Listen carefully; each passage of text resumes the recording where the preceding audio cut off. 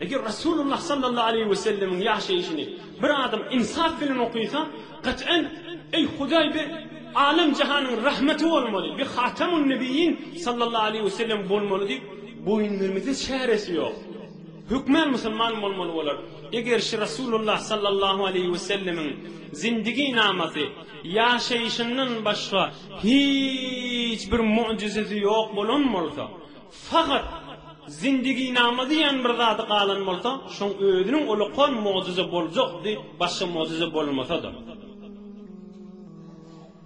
Enimiz Hazreti Ayşe-i Sıddika radıyallahu anhadan soraptırlar.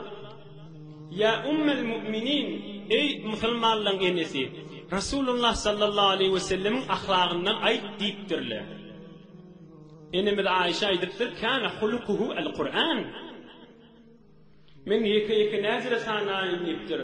Resulullah sallallahu aleyhi ve sellem on ahlakı Kur'an-ı Kerim'de deyiptir.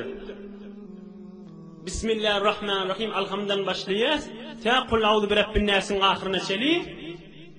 Kur'an-ı Kerim Resulullah sallallahu aleyhi ve sellem'in ahlakı deyiptir. Yani bir Kur'an-ı zinde, Kur'an-ı Kerim'de iman-ı salih, amel-i salih, i'tikad-ı salih, ahlak-ı salih insanlara zerf veriyor değil mi? Şun zindesi Resulullah cennet.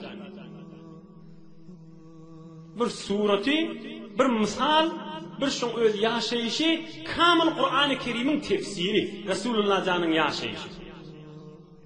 Ondan çireyim, Hazreti Ali ibn Hüseyin, Zeynül Abidin radıyallahu anh aydiye, Hazreti İmam Ali radıyallahu anh'ın ağtığı, İmam Hüseyin canın oğlu Zeynül Abidin. Kunna nuallimu magaziyen Nebi sallallahu aleyhi ve sellem kema nuallimu surete minel Kur'an-ı Kerim. Biz şagirdlerimize Kur'an-ı Kerim öğretişimiz yani Resulullah sallallahu aleyhi ve sellemin yağdaylarını öğretiyorduk. Hatta Resulullah sallallahu aleyhi ve sellem cenglerde kafirle bilen bulayan yağdaylarını dağda oğlancıklamada alham kuluvallah öğretişimiz yani öğretiyorduk. İmme Resulullah sallallahu aleyhi ve sellemin yağdayı, dikkat edin, bir Allah Teala onu mukaddes edinsin, mun özün bir kudsiyeti olansan, nuraniyet, bereket, rahmeti olansan, ruhaniyeti olansan, merid yağdayı olsa, Resulullah'dan nazir emiştik merid vaktinde, ondan ders alıp oluyor. Sağ vaktin ders alıp oluyor. Pulun yok, garip vaktin ders alıp oluyor. Malın bağ vakti ders alıp oluyor. Oğlun uşağın bağ vakti ders alıp oluyor. Yetimlik çektin mi? Ders alıp oluyor. Ulukan baş olun mu? Ders alıp oluyor. Öyüne yesmi? Ders alıp oluyor. Şehrine yesmi? Ders alıp oluyor. Keşverine yesmi? Ders alıp oluyor. Dünya oyuncu padişahımız ders alıp oluyor. Üstünden bir göz yaptırınma, şagirt mi? Ders alıp oluyor. Ustad mı? Ders alıp oluyor. Ahul mu? Ders alıp oluyor. Muallim mu? Resulullah'dan ders alıp oluyor. Her bir yağdayı olsun. İnşallah evde yaşayışını görürsünüz. Her bir yağdayı var olsa insanla Resulullah'dan hud şu yağdayı geçiriptir. Eymene oğlun uşağın var mı? Resulullah'ın da var. Çağıcığın ayrılı mı? Resulullah'ın da ayrılıptır. Kıydın var mı? Hava oğlun uşağı olmadı mı? Yok. Resulullah'ın da olmandır. Kıydın var mı? Hava oğlun uşağı var mı? Resulullah'ın da var.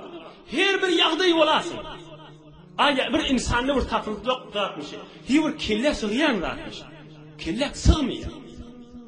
Min Allah Teala rahmetül lil alemin edip iyi veriptir. Tamam bereket edip iyi veriptir.